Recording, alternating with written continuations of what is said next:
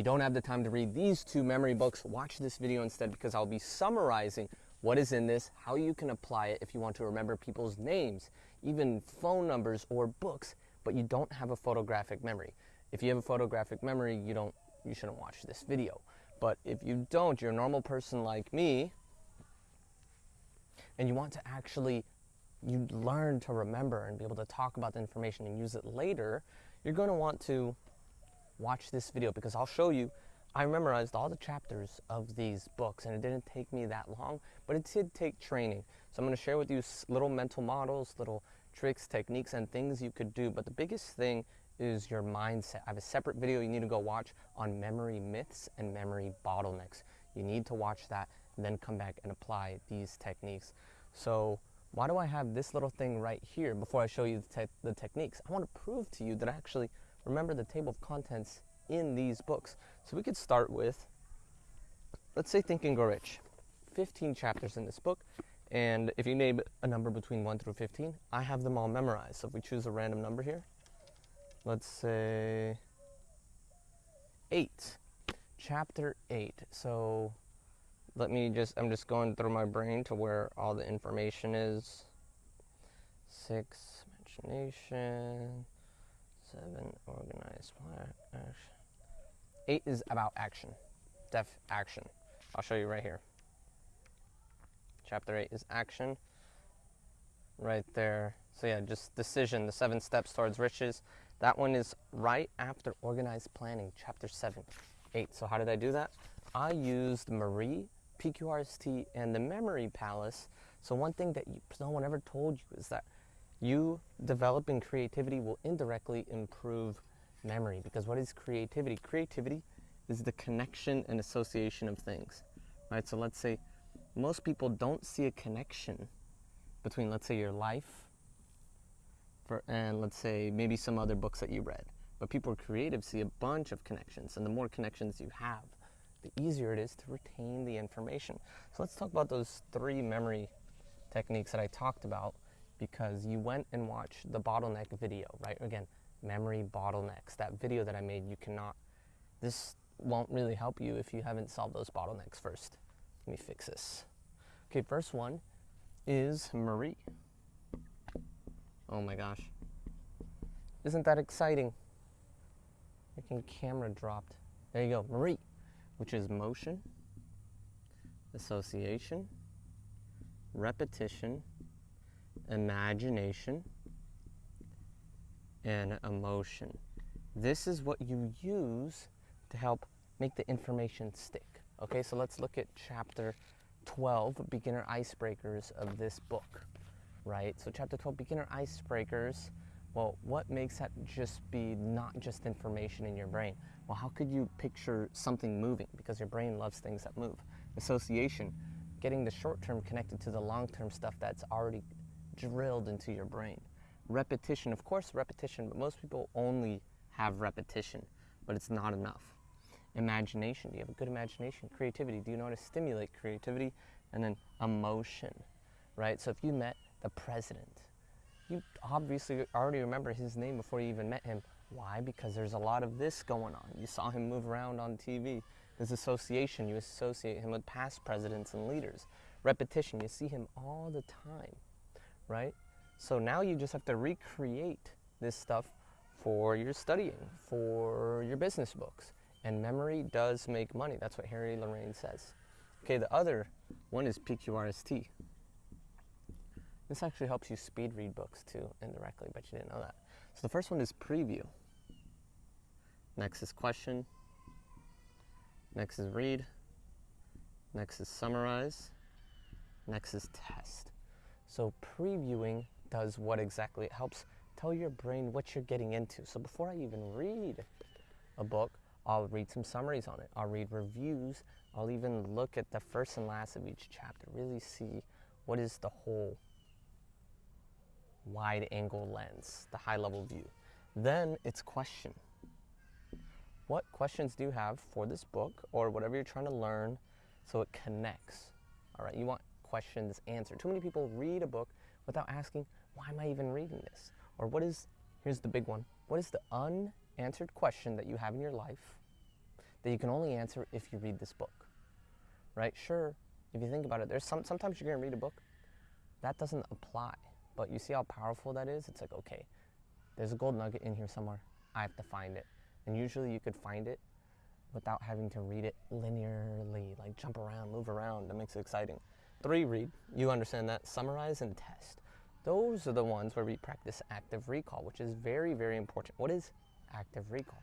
Active recall is you just, let's say you're walking around throughout your day just thinking, what was in that book? What was in chapter 4? What was in chapter 5? Talking to people as well about what you just read. It's like, hey, let me tell you about what I just read today. Hey, I just read this book today, this morning. And what is that? That's called parroting. Also, you need to get away from the fear of judgment around telling people your book. Some people are very, like, well, I don't want to flex on them that I read. It's not a flex. Literally just hang around people who read.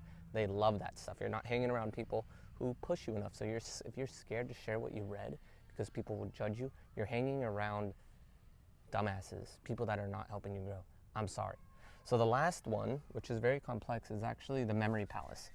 And if you use PQ, you have to use these 2 that I just shared with you to properly use the memory palace. So the memory palace is just picture your childhood home, or a home that if you close your eyes, you could picture each room individually in order. Okay, so let's pretend I know the layout. So here's my house. So there's like the front porch. Here's the sidewalk. There's the hallway. Then I go into the living room.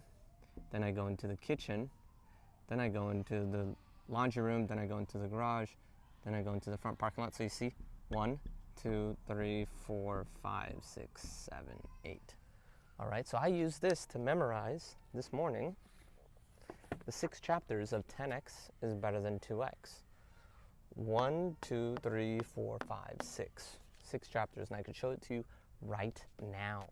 All right, so it's 1, simplicity. 10x is simple. 2, quality. You want quality over quantity to make 10x jumps. 3,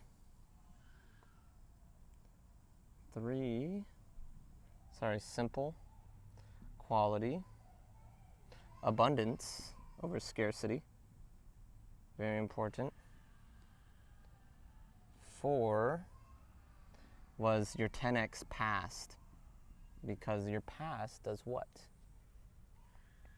Now you've made 10x jumps in the past. That's what that one is about. 5 is about free time. 6, the last chapter, is about a self-managing company. And this brings me into our next topic, which is using your body to memorize things. And we're using everything that we just used.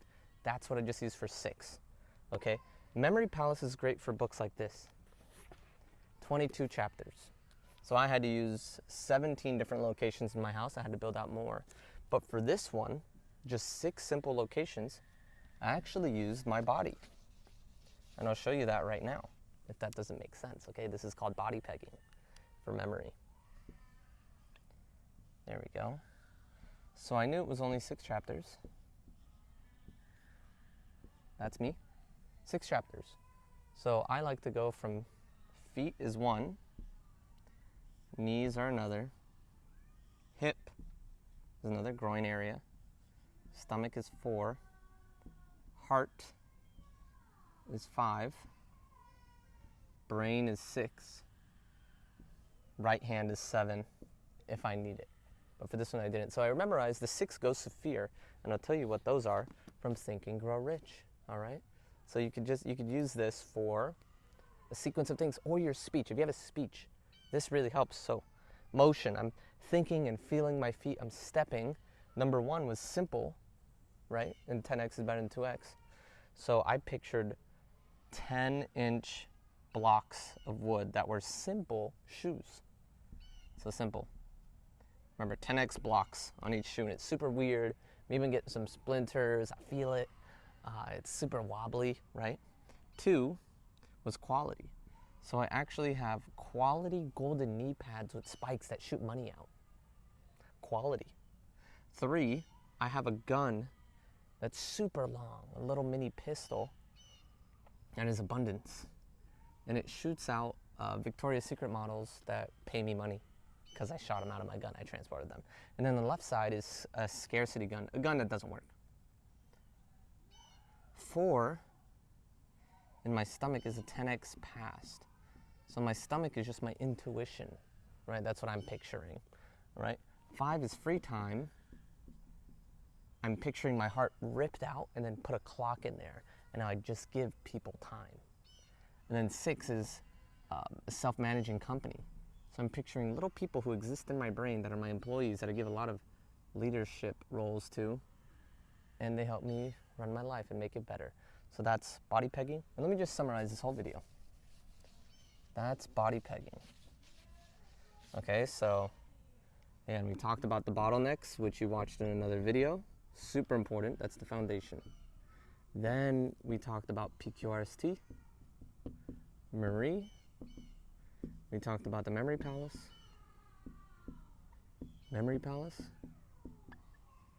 We talked about body pegging. And in a separate video, I'll talk about how do you remember names, faces, names to faces. In a separate video, you'll see me fully test myself on these books because I do have these all memorized. I just don't want to waste your time. Make this a good video for you. Yep, enjoy.